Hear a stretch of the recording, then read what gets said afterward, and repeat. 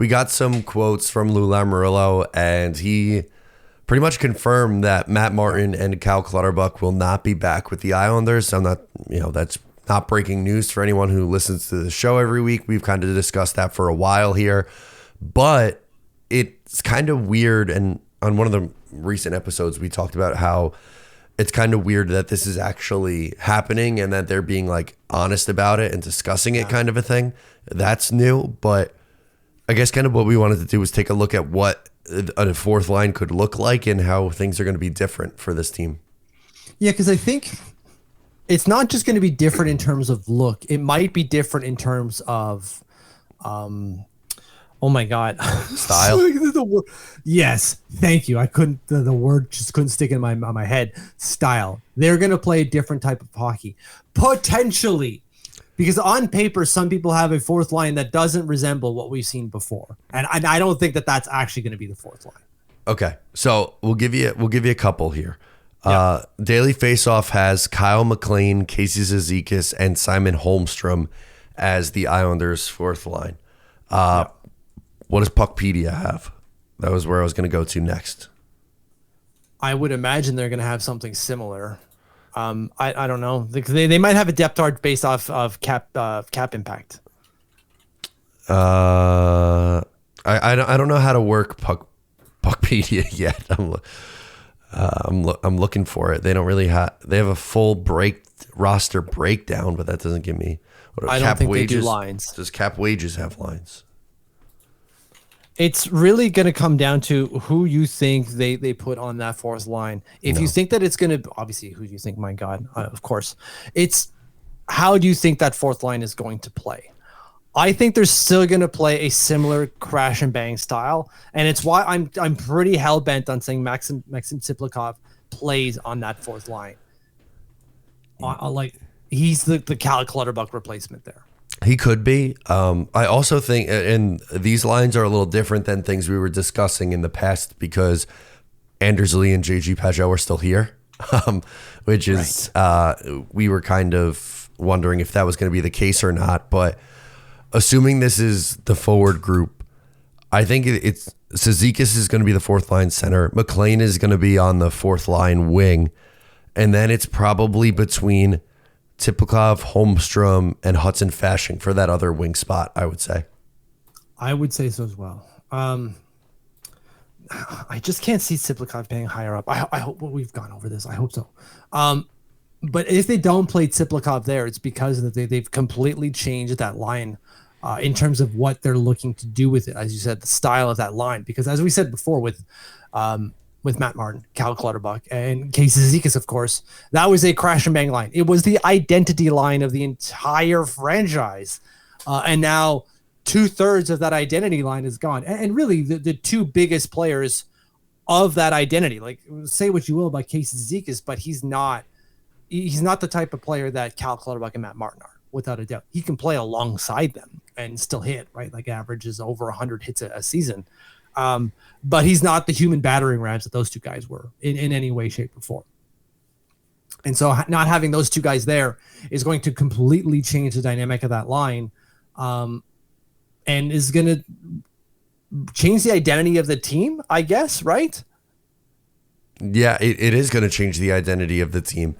I definitely think so. If it's the line that they're tossing out there with McLean, Zizekas, and Holmstrom, Zizekas and McLean are a little bit physical, not to the same extent that Clutterbuck and Matt Martin were when laying the hits. I mean, if you want to go peak Matt Martin and Cal Clutterbuck, there's a season where they both finished with over 300 hits in a season. That's not going to happen here. Simon Holmstrom had 19 hits on the season. That'd be like playing Josh Bailey on the fourth line. They're not going to be flying around, hitting people and wearing you down that way. It could still be a shutdown line, like Simon Holmstrom's a defensive bottom six forward right now, but it's not going to be you put them in, they lay a couple big hits, gets the crowd back into it, and turns the momentum kind of a line. Yeah, so like they were still a pretty good forechecking line. They being the previous fourth line, they got up on the forecheck and they were physical with it. But I think these guys are going to be as forecheck heavy, but rely more on their speed and create some offense. It's going to change that. It's not going to be a crash and bang line at all whatsoever. This is going to be, we're going to outwork you in terms of with our feet instead of with our bodies. I guess your feet is still part of your body technically. But we're not going to, batter you right through the boards. We're just not going to do that. Siplikov probably will, because again, like led the KHL in hits. Guy likes to hit. So he might still add that element to a line, but I don't think that's going to be the line's calling card. And thus the identity of the entire club will not be tied up in that line, obviously. So we need a new identity for the entire club at this point, which is exciting. Yeah, it is exciting. And, I think Patrick Waugh started that a little bit last year. Mm-hmm. And this full off season, and we're going to start to see some changes with the roster and, two guys who have been here for a long time. I mean, Kyle Clutterbuck, they traded for him in 2013. He was here 11 years. Matt Martin has been here since 2011, outside of 2 years, just about. Yeah. Like 2009 draft, wasn't he? Yeah, right. I don't forget. It was the Bailey Tavares draft. It was it was either 08 or 09, but he made his debut in like 2011, 12. So like, yeah, the guy's been around and a part of this team for a long time. The two of them have, and I don't know, they are probably not going to be this like lunch pail, take your lunch pail to work team anymore. They're going to have a little bit more, a little bit more skill, but also a little bit more speed involved. That's absolutely right. And it's going to lean on that speed aspect. We're going to play to the modern aspect of hockey. Say what you will. Hockey just isn't what this team was basically playing as. And not to throw Barry Trotz under the bus, because it's not Barry Trotz's fault, but that like defensively stout, physical, just beat you down type of like 1990s hockey was no longer going to happen. It just wasn't sustainable unless you had a lot of talent, which we didn't have.